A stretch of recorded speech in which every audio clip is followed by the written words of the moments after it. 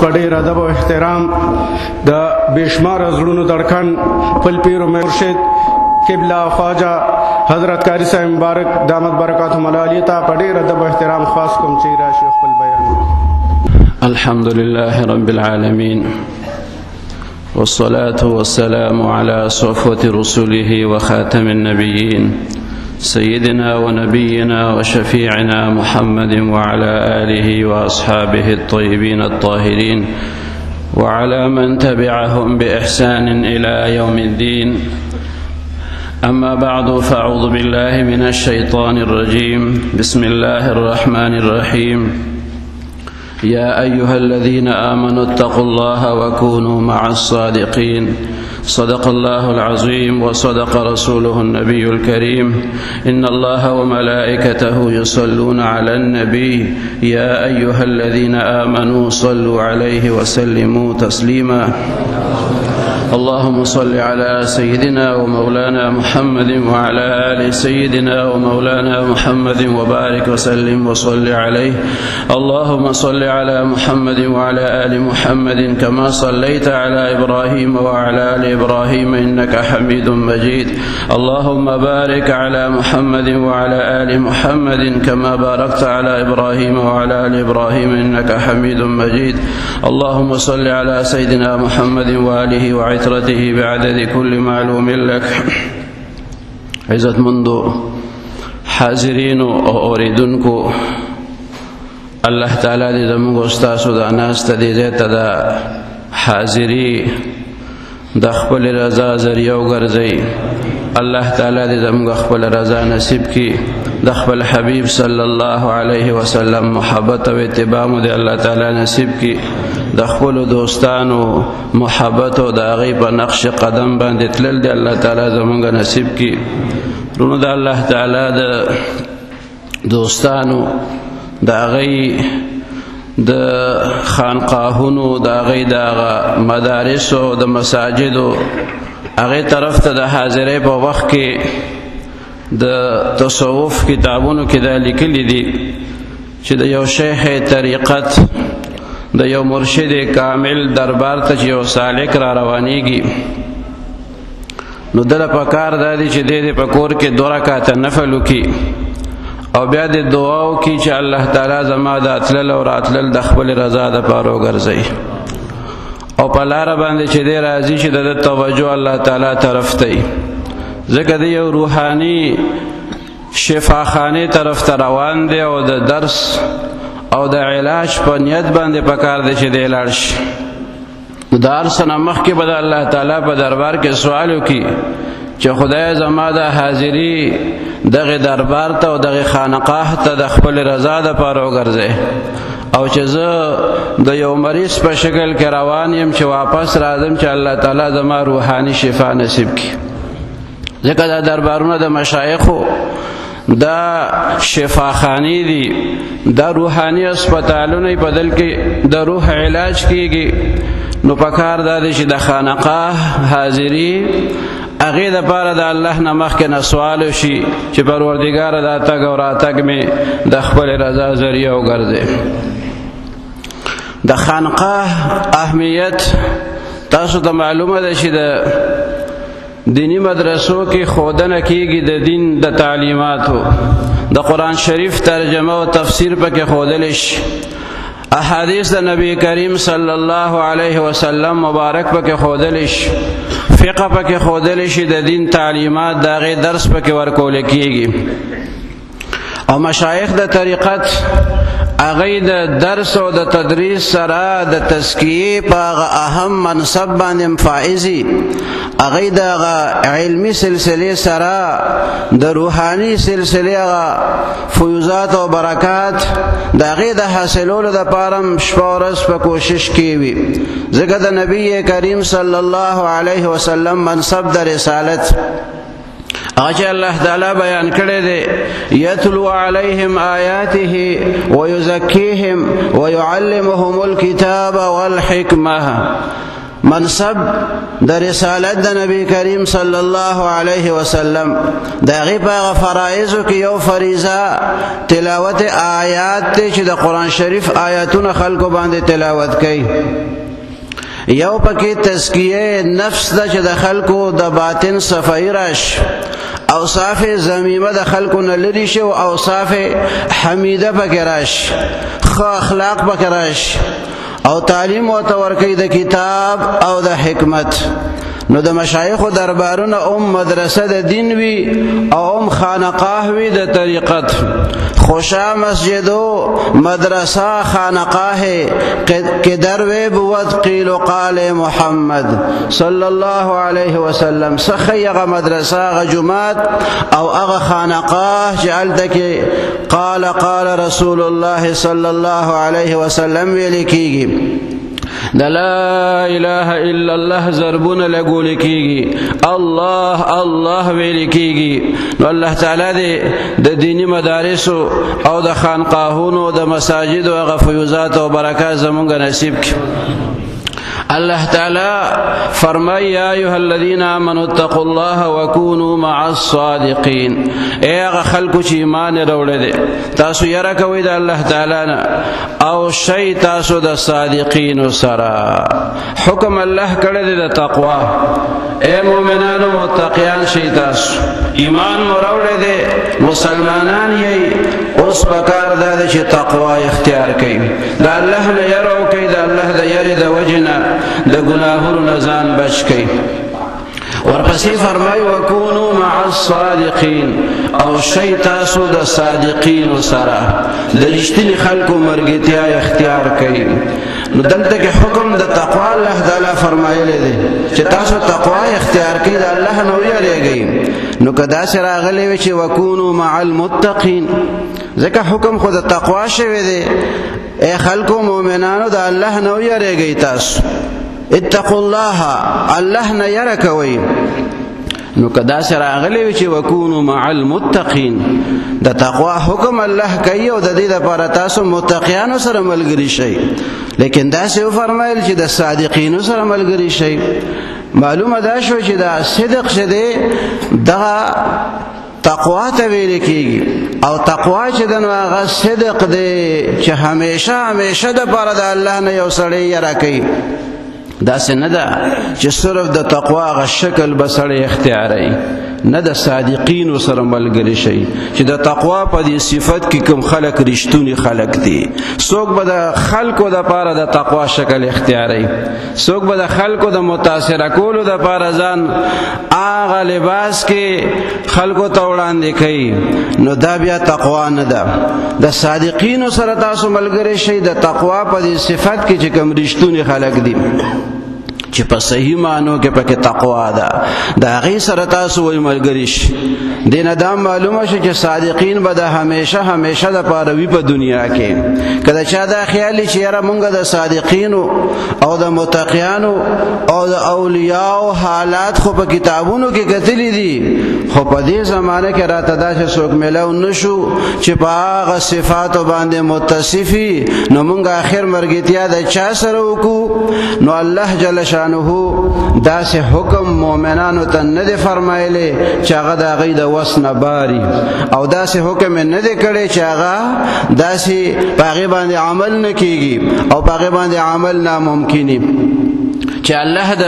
صادقین سره د مرګتیا حکم کړی دی،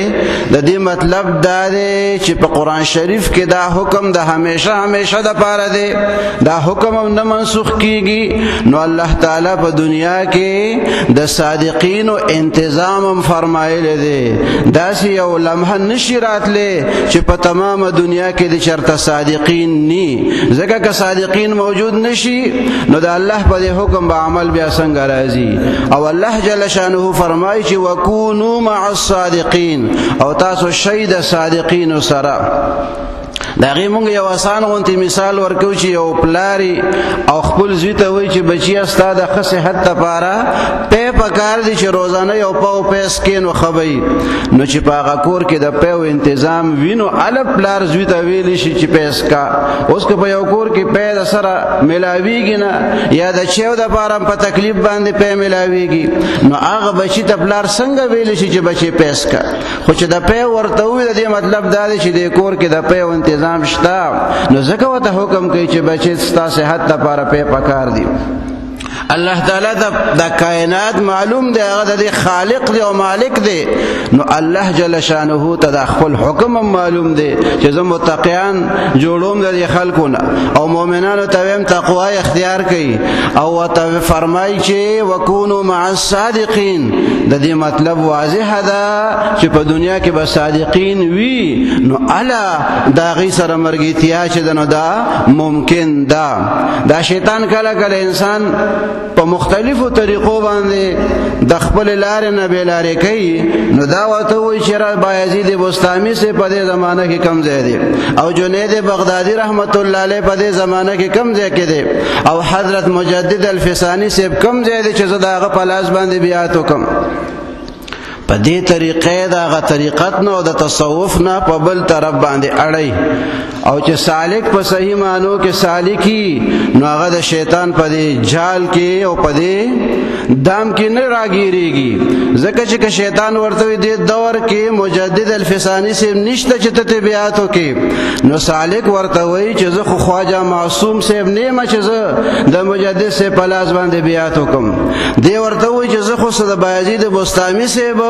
پلاس باندې بیعت کوم نو دا هغه د مرید غوصاف خو په ما کې نشته مسلمان ته د 15 صدې مسلمانی او ته د خپل ځان د پاره راهنما او رهبر ګوري د تابعین د زمانه او د صحابه د زمانه هغه یو عام غونته کس منځګزار سړیو خلکو جمع ته مخ کې کو امامتی شرط نه وکړي علم هم نو خودم راوچ سالک او صوفي او ذکر به کول او متشرع اچ خلکو مستمخ کې کو جمع ورکا چې جمعات نه راوته خلک پوه شو چې دا جمع خو دو ورکا نو یو ته دا جمع تا ورکا بل وته دا جمع تا ورکا خدا تمخ کې شی امامته ته ار سړی وته دا جمع تا ورک تعجب غونډه خلکو کولو چې دا خو امام هم نه دی او خطیب هم نه دی او عالم هم نه دی نو دې څنګه مخکش ناغه ورته وی چې ما پسې کم تابعین را پسې ولاړو خو زما غونډه خلک را پسې ولاړو نو کما جمع ورک نو څه چلو شو څه ګناه وشو نو شیطان خلکو ته وی چې دی وخت کې بایزید بستامی صاحب نشته او حضرت مجدد الفسانی صاحب نشته نو دی کې د شیطان نه څوک دا تاسو کوي چې شیطان ته مجدد الفسانی صاحب ته څومره مریدان لیږلیو چې ته دی وخت کې د مجدد صاحب حواله مونږ لراکې نو په هغه وخت کې څومره خلکو ته تعویل چې ورشي مجدد الفسانی صاحب ته او داغه په لاس باندې بیعت وکړي نن خلکو ته بایزید بستامی صاحب نشته دی نو چې کله بایزید بستامی صاحب په دنیا کې وو نو تاسو څومره خلک داغه حلقې ته او داغه خانقاه ته لیږلیو نن وته شیخ عبدالقادر جیلانی رحمت الله علیه دنیا کې نشتا نو شکل هغه مبارک په دنیا کې ونه تا و د څومره طالبان دغه مدرسې ته لیږلیو او څومره خلک دی هغه خانقاه ته لیږلیو نو دا شیطانی حربی مختلفه طریقې استعمالي د دې لپاره چې دا سالک دا خپل لارې د طریقت نه راو ګرځي کله وی چې تا خو سورج ذکرونه وک او د ذکر په فیض باندې به پوي دي خو خوبونه بدلیده او خو کشف هم د تکیدو ذکر کې خوندم ملاوي دو او اوس چې دی هغه خوان مزه نشته دی لاړې بس غرق شوي او هغه ابتدایي زمانه کې لطایف باندې چې پویدلو خو خوبونه او خو کیفیت او اغوستا اوس نشته دی نو سالک ته پکاري چې دغه ځکه شیطان ته دا جواب ورکي چې مونږه دا ذکر چې کوو نو دا د خوبونو د پاره نه کوو، مونږه چې دا لاس نیوه کړې ده د لپاره مونږ نه د کړې چې خخ خوبونه مونږ وینو، د کشف د پاره مونږ نه د کړې او د کرامت د پاره مونږ نه د کړې، مونږه خو دا وظیفه چې اغسته ده صرف د لپاره مو اغسته چې زمونږ رب زمونږ ناراضه شي او مونږه د غفلت نه بچ شو او دا وخت زمونږ د الله تعالی په ذکر کې تیر شي. بس چې د ذکر توفیق راته الله تعالی راکړي، بس په دغه باندې مونږ خوشحال یو او د الله تعالی شکر په دې باندې مونږ ادا کوو. او چې دی وی خوان پکې نه ملاويږي نو ته مونږ د خوان د پاره نه کوو، مونږ دې د پاره کوو چې زمونږ رب زمونږ رضا شي او مونږ د غفلت نه بچ. حضرت حاجی امداد الله مهاجر مکی رحمت الله علیه هغه ته یو سړی وای چې مونږ د الله لاوایو خو پوی ګنا چې دا به قبليږي او کنه به قبليږي، دام د شیطان د طرف نه یو وسوسه یې ذکر خو ډیرو کو پته نه لګي چې دا په خطر طریقه تا کړی او په غلطه طریقه به کړی. د ذکر دوران کې ستا حضور برابر نو چې دا به خدای قبول کړي کې به نه قبول کړي. ذکر چې څنګه پکار دی هغه شرطونه باندې ته پورا نه تو ور سره ګناهونه هم کې غلطیان هم درنه کیږي چې ستا د ذکر به خدای قبلای کنه به قبلای. نو حاجی صاحب نے تاسو کو چې دا ذکر زمون دا الله قبلای او کني قبلای. نو حاجی امداد الله صاحب وت فرمایي چې تا ته الله تعالی د ذکر توفیق درکې، الله الله ته نو دا توفیق ملاوي دل چې دی دا د قبلې دو نه خدا چاته چې د ذکر توفیق ملاو شو، چاته چې خانقاه ته د حاضرې توفیق ملاو شو، چاته چې د تسبیح اورولو توفیق ملاو شو، چاته چې د مراقبه په مجلس کې د کیناستو توفیق ملاو شو، چاته په ختم خواجاګان کې د شرکت توفیق د الله د طرف نه ملاو شو. بس په دغه توفیق الهی باندې حمد او ثنا وایا، شکر ادا کوا د الله تعالی دغه لوی احسان او باقی معاملې دا ټول ته الله تعالی ته وسپاره. زما رب ما ته زما په ذکر سره کوي، زما رب پاغه باندې خپويږي، پاغه باندې مونږ نه پويګو. نو ته خوبونه غواړي، کشفونه ته غواړي او کرازاد الله تعالی غواړي. نو کرازاد الله دې مقصدی نو کشفونه پسې او خوبونه پسې مخه پکېږي. کله دا شیطان د انسان ته داسې یو جال و تخور کی ورته وایي چې نور سالکانو ډیره ترقی وکړه، پلان کې خو خوب لیدلې دي، هغه ته کشف هم کیږي، دا هغه دنیاوی مسائل هم حل شو، مشکلات آسان شو، قرضونه هم خلاص شو، زامن هم شو، کاروبار هم خشو، اپتا باندې دعاګان نه لګي. دا صاحبان جوړتا ته دعاګان نه کوي، هغه ته حق دعا کوي او تا ته دعا نه کوي. نو دغه یو شک شوبه پیدا شي، سو کوئی فلان کی مرید باندې نظر ډیر دی او په مونږ باندې نشته، سو کوئی فلانې زمونږ وروسته رالو هغه ته خلافت ملاو شو او مونږ د دومره زمانو ناراض مونږ ته نه ملاويږي. دا ټول شیطانی وسوسه او شیطانی حربی وی. مسلمان ته په دې باندې مطمئن اوسه چې مشایخ ته الله تعالی کوم امانت ورکړي، هغه ته چې کله د هغه امانت حقدار ملو شي نو دوی په امانت کې بیا خیانت نه کوي، هغه امانت خپل حقدار ته رسي. ان الله یأمرکم ان تؤدوا الامانات الى اهلها، بشک الله تعالی تاسو ته حکم کوي چې تاسو ادا کوي امانتونه خپل حقدار وتا. نو چې د امانت مستحق ملو شي هغه ته هغه امانت سپاری پاغه کې هغه بیا خیانت نه کوي. یو بزرگ تخپل بیبی او زمانہ کې وای چې ستا په یو ځی باندې بس نظر ډیر دی، ډیر تپوسونه هم کې دعاګانې هم ورته کې او د یو ځینو مې ورته واغستو چې هغه فلانې چې دی هغه خو ستا د خیر نه او د فیض نه محرومه شو، هغه ته هم دعاګانې کوه او توجه ورته کوه، نظر پې ساته. هغه ولی الله هغه خپل زوی راوغوښت، هغه بل ورته وایي چې بچیه دغه ځای نه یو صفیه کا واخله. هغه صفیه کې راواغسته وې دا سوره کا، په صفیه کې سوره وکړو او بیا ورته ورشه د کلی دکاندار ته وایي چې په دې کې د تپې واچي، پیو ته ضرورت ته پیر وړل غواړي، دا صفیه کې یو څه چې په پکې د واچي. مخکې به خلکو پیو د لپاره لوښي دکان ته یوړو، نو دې سپیاک اوس د پلار حکم دی که خبره نه مني نو مور ورته وایي چې د پلار خبره نه منې ځکه خو ته خوښ هم نه او که خبره مني نو حیران دی چې څوک مې ونه وایي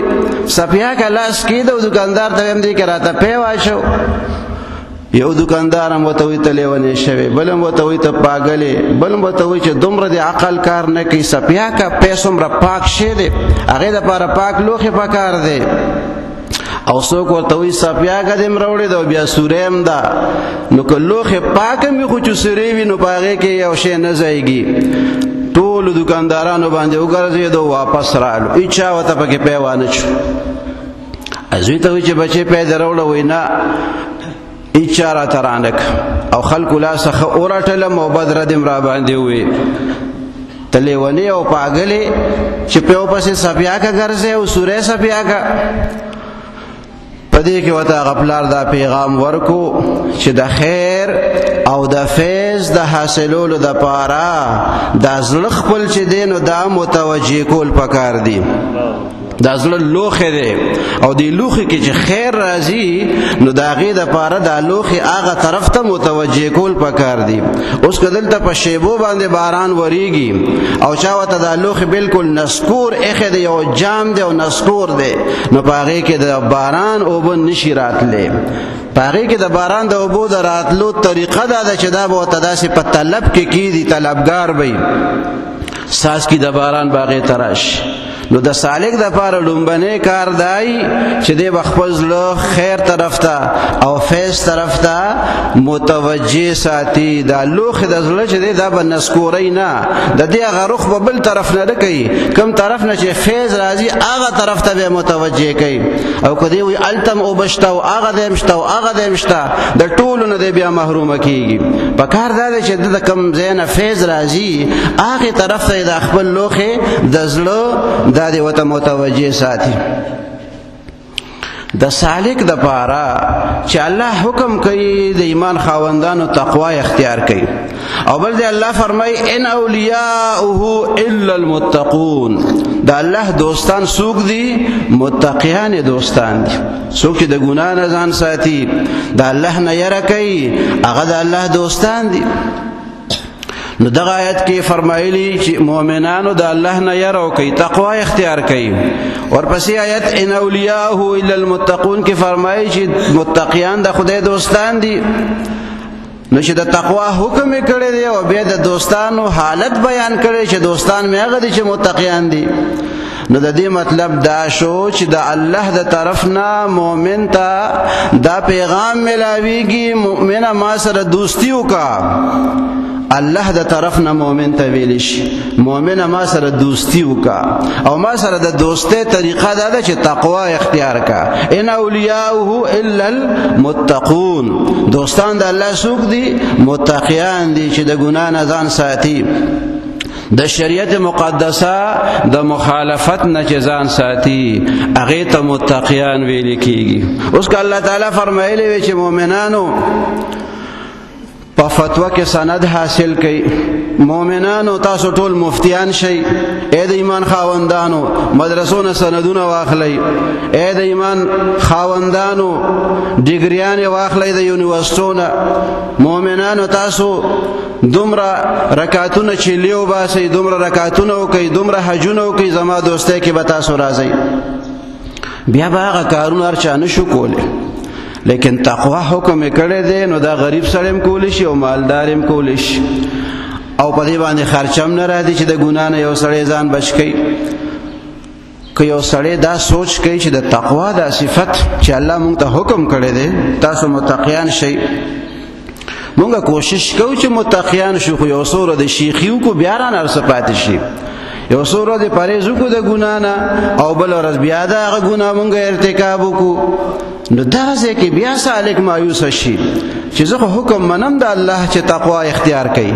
خدا تقوا زمونږ عارضي غوندې تقوایي د څو ورځو تقوایي او بیا تقوا لاړه شي رخصت شي رانه مسلمانه مخه پکېږه د تقوا حکم دی قید ورسره نه دی ښې چې نن تا دپاره موقع ده که نن د تقوا وکړه نو قبلوم او که سبا ته بیا تقوا کې نو بیا نه قبلوم داسې قید ورسره نه دی ښې مؤمنه چې کله هم د تقوا نه خلاف عمل در نه کېږي په هغې باندې توبه وباسه د هغې استغفار کوه چې څومره ګناهونه در نه شوي د هغې معافي د الله تعالی نه غواړه لکه وی تقوا داسې ده لکه په اودس کې اوسېدل چې څنګه وي نو ستا اودس ماتېږي که نه ماتېږي نو چې اودس دې مات شو نو بیا داسې مه وایه چې زه خو د دې اودسونو نه تنګ رالم ما خو اودس کړی و دا بیا مات شو بیا دې اودس وکړو هغه بل وخت کې بیا مات شو او بیا وایي چې بس ته بیا نور اودسونه نه کوم دا خو چا سر ته ونه رسول نه که اودس دې ماتېږي نو اودس بیا کوه که جامې دې خیرنېږي نو بیا ووینځه که بدن دې خیرن شي نو هغه صفا کا اولامبا کمره دی داسې ده چې صفایي غواړي نو صفای کا داسې خو چاو نه وي چې په دې کپړو وینځلو باندې زمونږ عمر تیر شو او کپړې وینځل مونږ سر ته ونه رسول او بس مونږ یې وینځو د اخرنیږي مونږ یې صفا کوو د اخرنیږي بس دې نه پس مونږ کپړې نه وینځو دا خو چا مو نه وي داسې خپل بدن دی د خولو شو خیرن شو دوړې به پرېوتې نو ته بیا لاړ شي او ځان چې دی نو صفا کې یو قسم دا ونه وي چې دومره زمانه ما ولامبل بدن مې صفا کو مخ سر مې وینځل او دا بدن دی چې بیا بیا خیرنیږي بس د دې نه پس بیا نه لامبم دا خو ما سر ته ونه رسوله هیڅوک هم داسې نه وایي هر کس چې کله هم بدن خیرنیږي نو صفایي طرف ته متوجهېږي کله چې کپړې خیرنه شي نو زر بیا د وینځلو غم کوي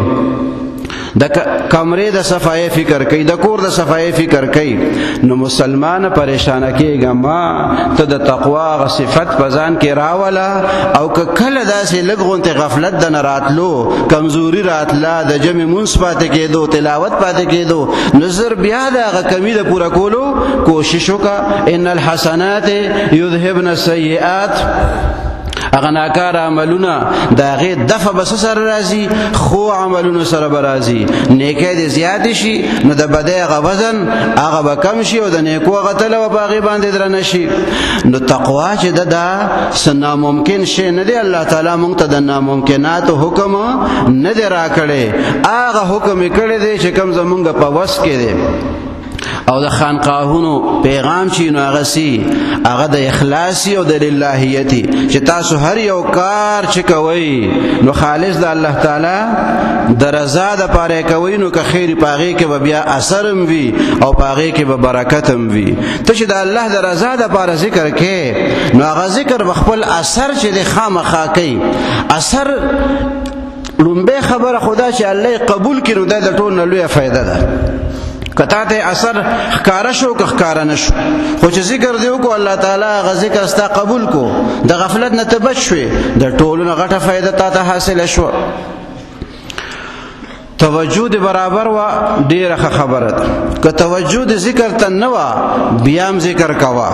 دا خو د مخکې دور مشایخو د لوی استعداد خاوندان هغوی به وی بر زبان تسبیح و در دلگاه خر این چنین تسبیح که دارد اثر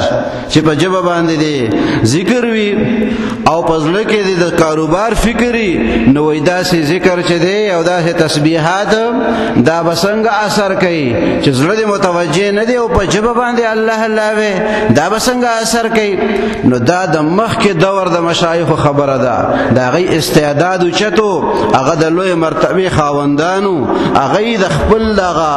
ماحول مطابق دا خبره کړې وه د رستو دور د خلکو د پاره چې استعداد د خلکو کمزور دی صلاحیتونه هغه مره نه دي چې څنګه د هغه یو نو اوس وخت کې دومره م ډېره ده چې این چنین تسبیح هم دارد اثر هغوی به فرمایل این چنین تسبیح کی دارد اثر او د رستو دور د خلکو د پاره پیغام دا دی چې این چنین تسبیح هم دارد اثر که توجه د زړه برابر نه وه خو بیا هم د الله تعالی غ ذکر په ژبه باندې کوه د هغې نه غافله کېږه ما دغه ذکر چې دی دا به هم که خیري اثر وکړي او چې الله تعالی قبول کړي نو د ټول نه لویه فایده خو دغه شوه نو الله جل شانه مونږ ته د ناممکناتو حکم نه دی کړی چې کوم شی ستا وس کې نه دی هغې پسې مه خفه کېږه.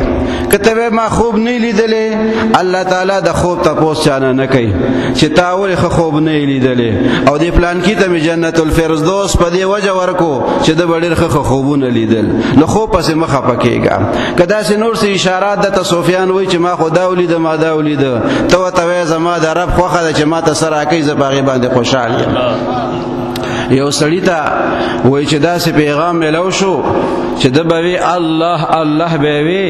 نو اواز به ورته راتلو چې ستا دا ذکر ما ته نه دی قبول. اواز به رالو وایي ستا دا ذکر ما ته نه دی قبول. خادم ورسره و، نو هغه ورته صیبه د ډېرې زمانې نه ته دا ذکرونه کې او زه در سره په خدمت کېما، او چې کله ته ذکر کې نو تا ته آواز راځي چې ستا دا ذکر ما ته نه دی قبول. بس تی می کوه، د دې نه څه مطلب شو؟ بې مقصده کارونه سره یو سړی کوي چې خدای قبلوي نه، نو بیا یې کوې څه دپاره؟ هغه ولی د خدای هغه ورته وایي چې زمونږ کار چې دی هغه ذکر کول دي، قبلول او نه قبلول د هغه کار دی. که هغه نه قبلوي نو مونږ خو ورسره زور نشو چلولی. مونږ ته یې د ذکر حکم کړی دی چې فذکرونی اذکرکم، تاسو ما یاد کړئ زه به تاسو یاد کړم. واذکروا الله کثیرا لعلکم تفلحون، تاسو خدای ډېر یادوئ چې تاسو کامیاب شئ. نو مونږ به حکم منو او په دې ذکر به مونږ ته هغه څه راکوي، دا د هغه خوښه ده چې څه خوښوي هغسې به کوي. بیا ورته دغه صاحب وایي چې که داسې یو رب وی بل چې هغه د دغه خدای نه زیات مهربانه وي او هغه مونږ سره ډېره ګزاره کوله او زمونږ د مات ګوډ عمل یې قبلولې، نو بیا به مونږ په منډه باندې هغه دربار ته تلي و، هغه خدای ته به مو سجدې لګولې وې، ورته به مو ویلي چې د هغه یو رب خو مو ډېره موده عبادت وکړو او الله الله مو ووي، خو بس هغه راته وایي چې نه قبلم نه قبلم، او ستا ته رالمه ستا څه بندګي کوم، کیدای شي ته زما د عبادت قبول کړې. نو که بل رب وی نو زه به تللی وم، خو بل رب مو نشته دی، رب مو همدغه الله دی. و الهکم اله واحد، تاسو اله معبود هغه یو دی، وحده لا شریک دی. نو بس زمونږ کار دا دی چې مونږ به د الله ذکر کوو، قبلی یې که نه قبلی دا د هغه مرضي ده.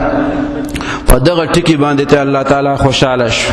سداسي یو غلطي به شي و چې رکاوټ پکې و په هغه مقام او مرتبه کې، خو چې کله دا ټکي وکړو چې خدای زمونږ خو بل رب نشته دی، بل خدای مو نشته، اله معبود مو بل نشته دی،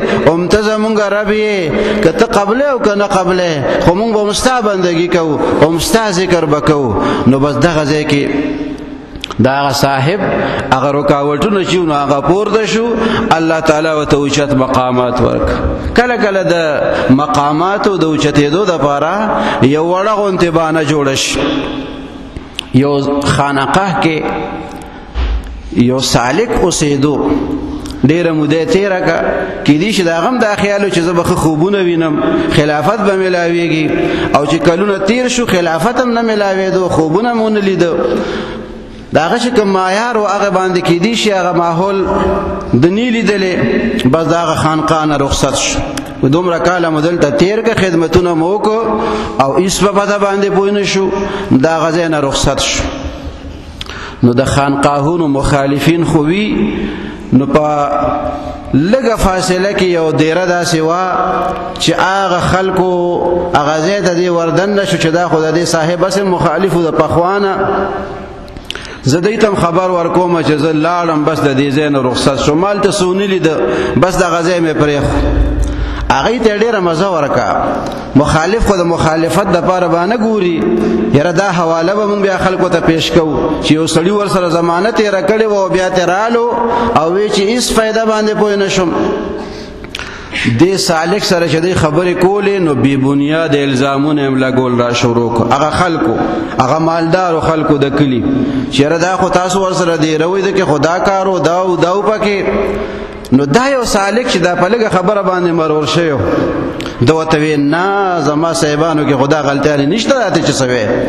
داغه دا خیال جوړ دی اوس دا غځای نه راوته دی نو چې مونږ څه وایو نو دی به سر خوځوي ده ورته وی نه ما ته څه نه دي میلاو شوي دا مطلب خو نه دی چې ته په هغې باندې اوس غلط الزامونه لګې هغې وی دی خو زمونږ ډېرې ته راغلی بس نوکرانو ته مې ووهئ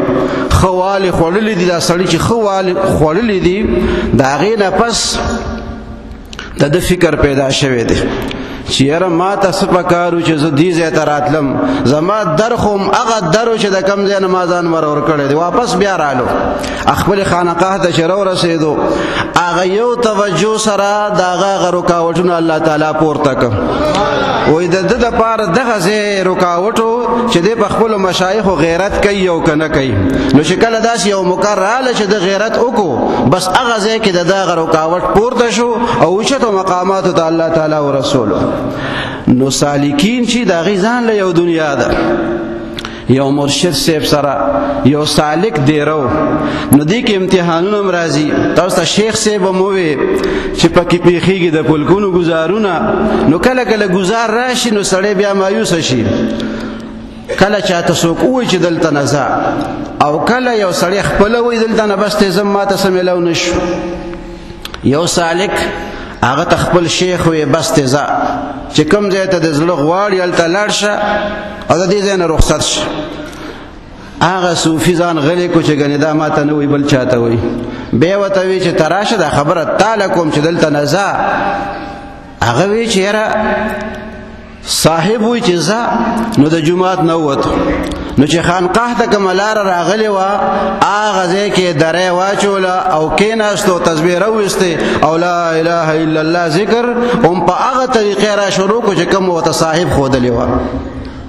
نفلونه هم کوي عبادتونه هم کوي او د جای مونځ ته جومات ته هم راځي او صاحب سره نه میلاویږي او بیا لاړ شي هغه ځای کې بالمعنی راځي ورته وایي ته خو ډېر خاص خادم وي ډېره موده دې خدمت کړې او ډېر ذکرونه او ته اوس دلته ناست یې وایي صاحبان مې نه پرېږدي بس دلته کې ناست یم ایو ورته وایي چې نه پرېږدي نو فلانکي صاحب ته لاړ شه فلانکي صاحب ته لاړ شه فلانکي صاحب ته لاړ شه دی ورته وایي نه بیعت یو سړی کوي هغه وخت کې به د ده د عقیده چې اولیا ټول د خدای دوستان دي ټولو سره به مونږه د ادب معامله کوو خو ماته چې خیر رسی او فیض رسی د دغه در نه به ماته رسی دغه لومبنی شرط دی د سالک دپاره هغه وی ما دا د خدای سره وعده کړې ده چې زه به دا در نه پرېږدم اوس که دوی ما د دلته نه شړي دغه کوڅه کې به وله پروت یم او د دې خانقاه مېلمنو ته به سلامونه کوم او چې څوک راځي او واپس ځي هغوی نه به دعاګانې غواړم چې ما ته دعا وکړي چې خدای زما ګناه معاف کړي او ام د دې ځای نه به زما جنازه پورته کېږي که خانقاه کې مې نه پرېږدي نه مې دې پرېږدي خیر دی دغه غیرت سره دغه رکاوټ الله تعالی پورته کو او هغه صاحب ورپسې خپله لاړ هغه بار جونګړې ته ورته ویې راځه ته خو زمونږ رورې او زمونږ دا رورولي چې دا به که خیر د همیشه دپاره نو الله جل شانه ډېر مهربانه دی د هغه په در کې د لږې غوندې نیکۍ ډېر زیات قدر دی الله شکور ذات دی او دا نفس او شیطان دی دا انسان خیر ته نه پرېږدي خو زمونږ او ستاسو ذمهواري دا ده چې مونږ به د الله په در کې خپله عاجزي پیش کوو چې پروردګاره مونږ کمزور یو عاجزان یو د نفس او د شیطان په مقابله کې پروردګاره ته مونږ سره امداد وکړي دا من الجنة والناس باندې خدای خبره ختمه کړې ده چې دا وسوسې والا که انسي شیطانانی او که جني شیطانانی نو د دوی د شر نه د بچ کېدو واحد علاج دا دی چې ته به الله تعالی طرف ته متوجه کېږي نو الله تعالی دې خپل امداد مونږ سره وکړي او زمونږ د مشایخ کرامو چې کوم تعلیمات دي د اخلاص او د للهیت او د اتباع سنت الله تعالی دې په هغې باندې مونږ ته عمل نصیب کړي او دغه خانقاه او د دې چې کوم فیوزات او برکات دي الله تعالی دې هغه د ټولو منتسبین او متعلقین او د محبین نصیب کړي تاسو که تاریخ ګورئ وخت دومره نشته دی خانقاهونه چې جوړیږي پر ډېر لوی محنت باندې جوړیږي یو صاحب چې د کمال ته رسی علوم ظاهریو کې هغه مهارت چې حاصلوي قسم قسم علاقو کې مختلف سفر یې هغه کوي او د علماو نه د مشایخو نه هغه استفاده کوي او هغه مهنتونو د هغه ریاضتونو د هغه مجاهدونو پس چرته هغې ته یو ځای چې دی نو په هغې کې د کېناستو حکم میلاویږي او هلته د الله تعالی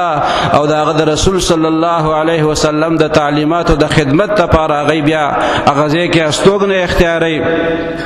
او بیا دا غزه غفیس چې دینو د دنیا مختلفو زینو ترسي دا خالص د الله تعالی په مدد باندې کیږي او دا گلشن او دا گلزار دا ډیر په مهنت او په خوارو باندې تیاریږي مونږ او تاسو ته الله تعالی په اسانه باندې داسې یو خشته ماحول راکړی د خانقاهي ماحول تاسو چې تاریخ وګورئ په دنیا کې چې څومره قومونه دي څومره تاریخونه تاسو ګورئ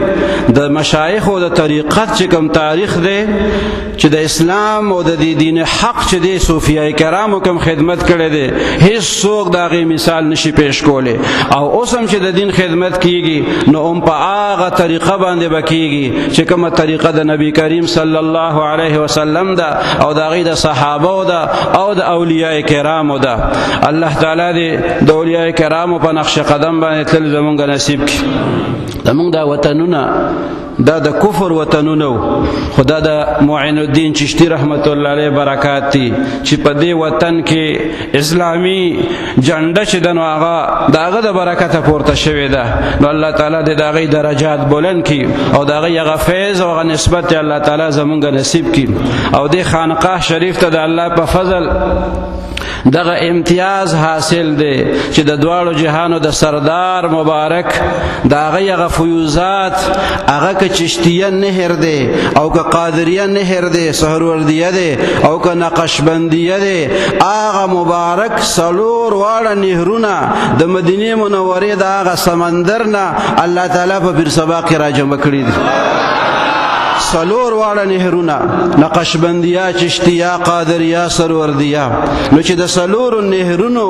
یو ځای یو مرکزي سلور واړه فیوزات دا په یو ځای کې چاته ملاویدی شي نو دا د الله تعالی لوی احسان دی الله دې مونږ ته د شکر توفیق راکړي واخر دعوانا ان الحمد لله رب العالمين الحمد لله رب العالمين والصلاة والسلام على أشرف الأنبياء والمرسلين وعلى آله وأصحابه أجمعين ټول ملګری دعا وکړئ چې الله پاک زموږ نه راضي شي یا الله زموږ نه راضي شي خدای موږ نه راضي شي یا الله خپل رضا زموږ نصیب کړي یا الله داسې زموږ نه رضا شي چې بیا رانه خفه نه شي یا الله د خپل حبیب صلی الله علیه وسلم محبت مناسب کړي یا الله د هغې مبارک تابعداري مناسب کړي خدای د صحابه محبت مناسب کړي یا الله د اهل بیت محبت مناسب کړي یا الله د اولیاء کرام محبت مناسب کړي یا الله د حرمین شریفین محبت مناسب کړي یا الله د حرمین شریفین ادب سره حاضری مبار بار نصیب کړي یا الله د خپل مرشد پاک نور الله تعالی مرقده فیوزات او برکات زمونږ نصیب کړي خدای په قبر باندې لا متناهی انوارات او برکات نازل کړي خدای قبر مبارک د نور نه ډک کړي یا الله بشمار رحمتونه په نازل کړي یا الله د هغې فیوزات او برکات زمونږ د ټولو منتسبین و متعلقین و محبین و معتقدین نصیب کړي یا الله د حضور پاک صلی الله علیه وسلم د مبارک جنډې لواء الحمد لاندې مونږ ټول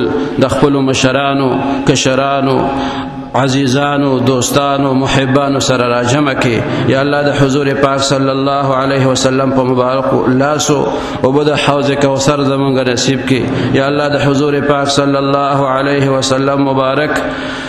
شفاعت زمونږ نصیب کړي یا الله په ایمان باندې خاتمه زمونږ نصیب کړي یا الله د دې دور د فتنو فسادونو نه مونږ ټول محفوظ وساتي یا الله زمونږ د کشرانو حفاظت وکړي یا الله زمونږ د عقیدو حفاظت وکړي یا الله صحیح اعمال او صحیح عقاید زمونږ نصیب کړي یا الله د بدو اعمالو او د بدو عقیدو نه مونږ ټول ملګري محفوظ وساتي یا الله د حضور پاک صلی الله علیه وسلم د صحابه کرامو د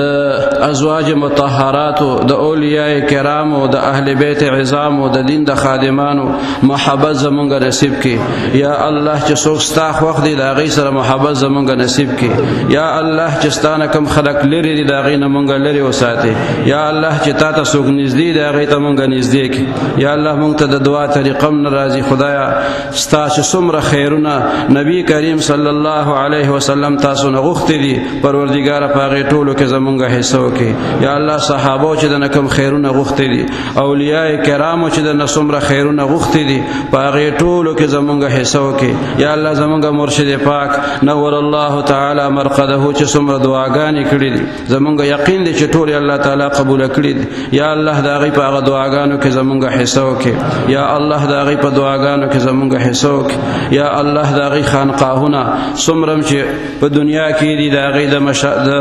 خلفا او دا غي د مریدانو د شاګردانو خدای ټول د دارین او په سعادتونو باندې سرفراز او مال اعمال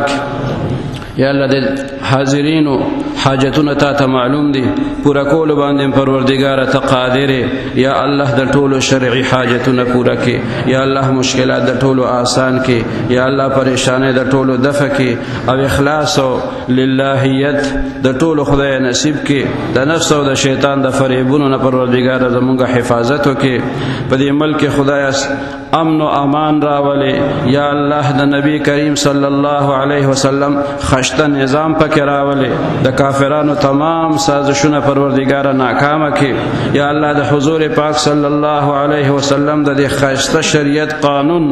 زمونږ په دې ملک او په ټولو ممالکو کې نافذ کړي یا الله خپل رضا زمونږ نصیب کړي زمونږ د مرشد پاک او د هغې د مشایخو درجات نورم بلند کړي ربنا لا تؤاخذنا إن نسينا أو أخطأنا ربنا ولا تحمل علينا إصرا كما حملته على الذين من قبلنا ربنا ولا تحملنا ما لا طاقة لنا به واعف عنا واغفر لنا وارحمنا أنت مولانا فانصرنا على القوم الكافرين ربنا اغفر لنا ولإخواننا الذين سبقونا بالإيمان ولا تجعل في قلوبنا غلا للذين آمنوا ربنا إنك رؤوف رحيم رب اجعلني مقيم الصلاة ومن ذريتي ربنا وتقبل دعاء ربنا اغفر لي ولوالدي وللمؤمنين يوم يقوم الحساب وصلى الله تعالى على خير خلقه محمد سنتك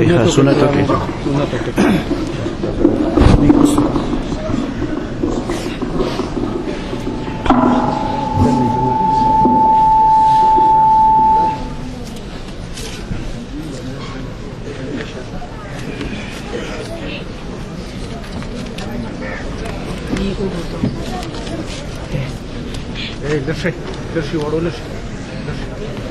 ورکه درشي